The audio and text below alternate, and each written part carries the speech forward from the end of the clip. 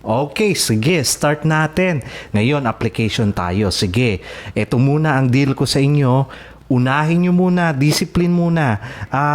Kung ano yung tinuturo ko sa inyo, subukan nyo munang matutunan iyon. Then later on, maiintindihan ninyo kung bakit ko sinasabi na i-memorize ninyo yung bawat chords sa key of C. Okay?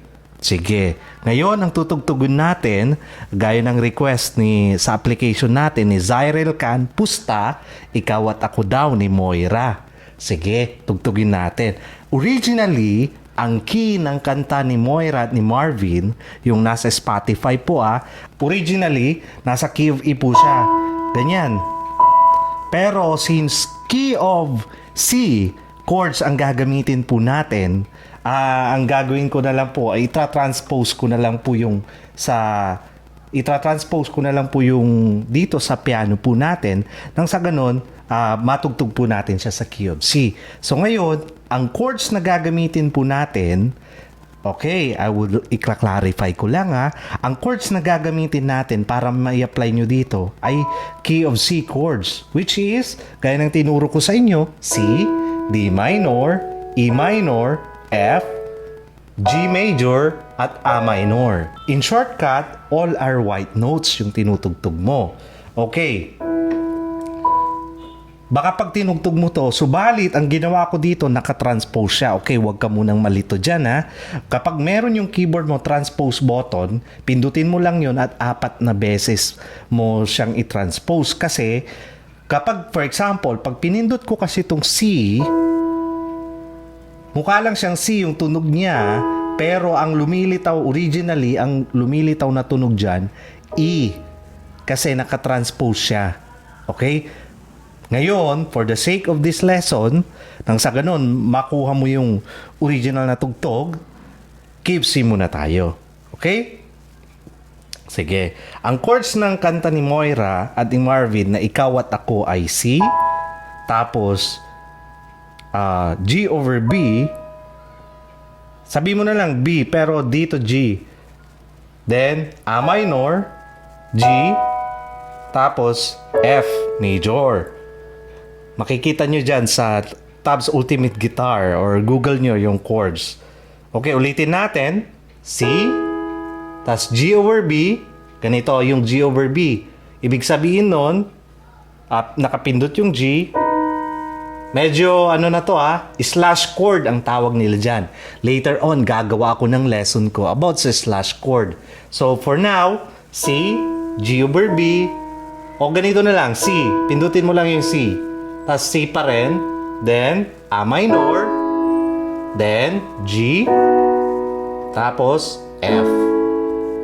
Tapos pupunta ka ng G. Tama? Ngayon, sa bass naman, dito sa kaliwa, kahit isa lang muna, pa isa-isa. Okay? Tapos, yun sinasabi ko. Tapos B. Then, A minor, A. Then G. Then, F. Understood? So, yung intro niya, ganito.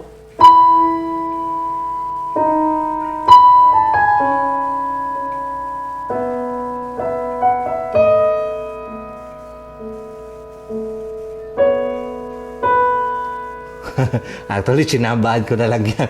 Basta maitono mo. Importante, makuha mo, kaimportansyahan, later on, yun yung sinasabi ko sa previous lessons na melody, di ba? Kahit saan dito, lahat. Kasi, key of C to, all white notes, babagay.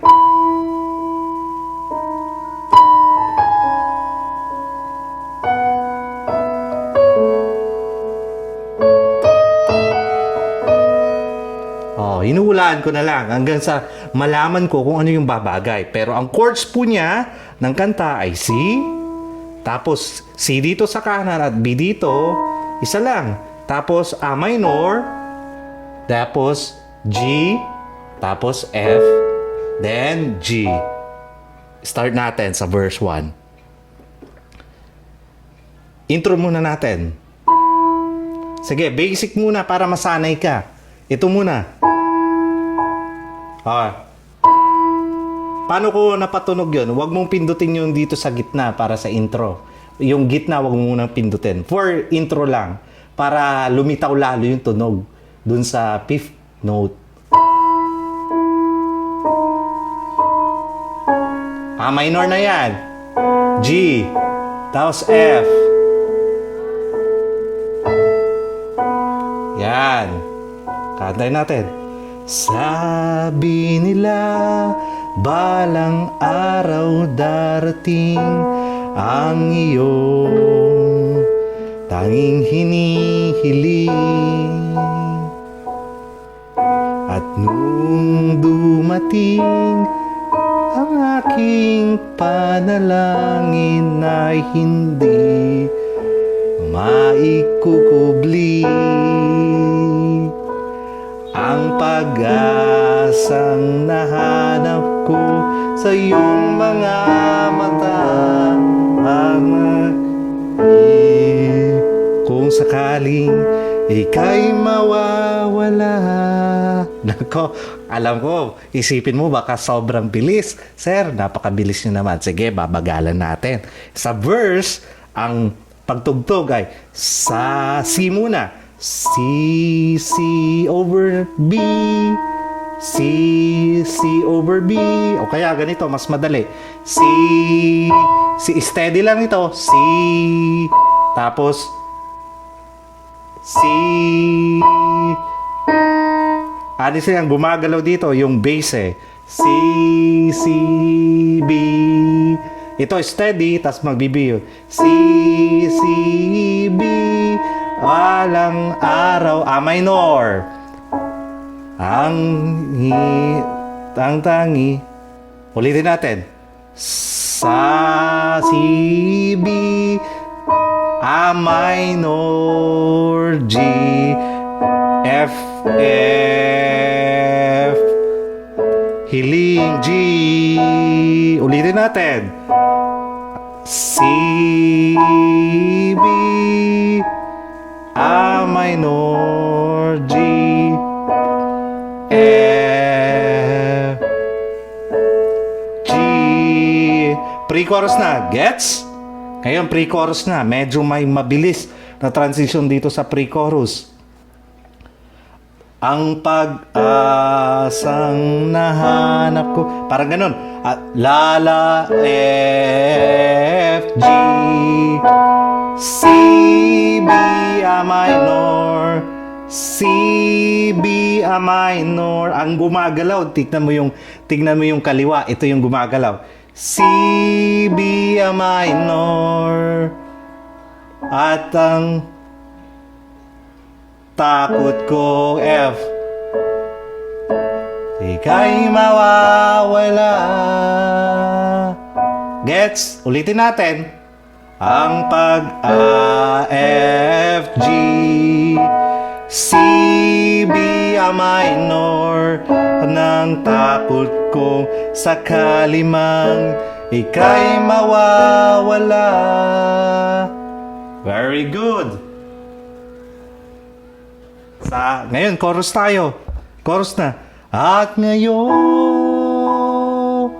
nandito ka na, di maipaliwanag ang nadarama. Handa ako. Kung papansinin mo yung chords ng B, ng chorus, pareho lang siya ng verse. At ngayong tas B dito, nandito ka na, di may paliwanag ang nadarama. Ulitin natin. Handa ako.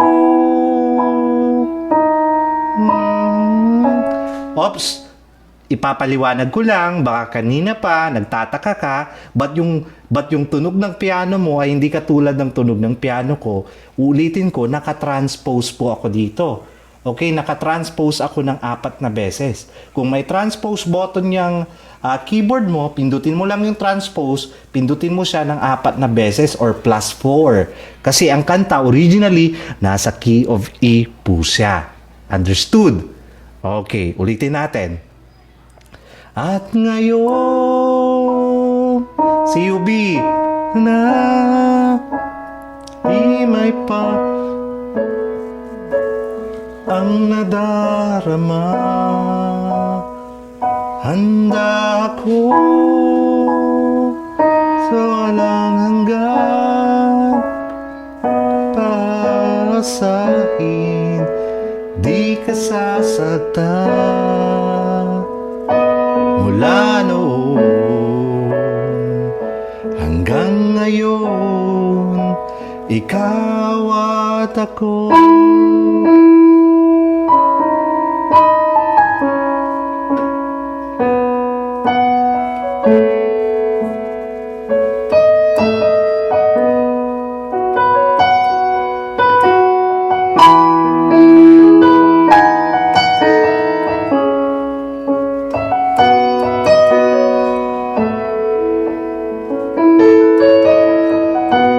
Ngayon, i-apply mo yung tinuro ko, yung dito.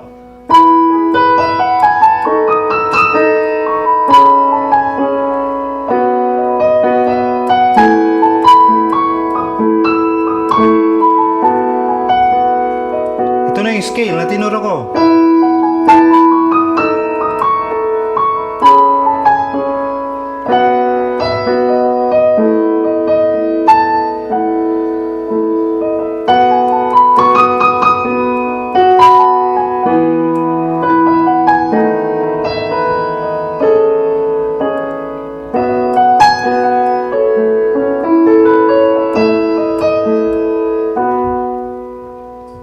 Ngayon, i-apply natin dun sa chords na yon.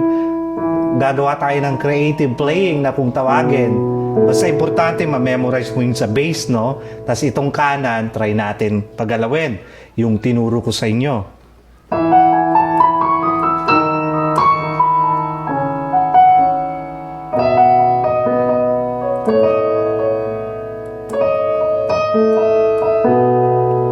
Yung tinuro ko lang, ganito, di ba?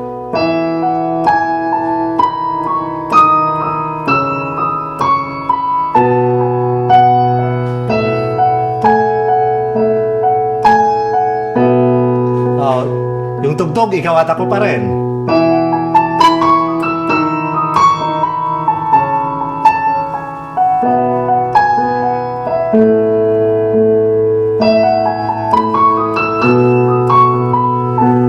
Kaya nga, di ba? Ngayon, mas nakita nyo yung kahalagaan ng key of C, lahat ng family chords at kung yung pagtugtog ng scale. Mas nakita nyo yung ngayon ang importansya nun. Next lesson natin, sige, isang application pa, comment nyo lang kung ano yung next application natin. Focus muna tayo sa key of C. At kapag kabisado nyo na ang key of C, move tayo ngayon sa key of D naman. Okay? See you again sa ating next lesson.